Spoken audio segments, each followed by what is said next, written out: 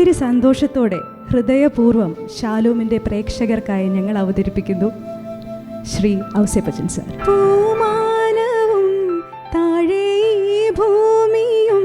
സംതൃപ്തനായി ഈ ഇൻട്രഡക്ഷനിൽ. സാറിന് ഭക്തിയൊക്കെ ഉണ്ടല്ലോ അല്ലേ? പരിശുദ്ധാത്മാവേ നീ എഴുന്നള്ളി. എനിക്ക് എൻ്റെ ഭക്തി, എൻ്റെ മനസ്സ്, എൻ്റെ വിശ്വാസം അതെൻ്റെ ഉള്ളിലാണ്.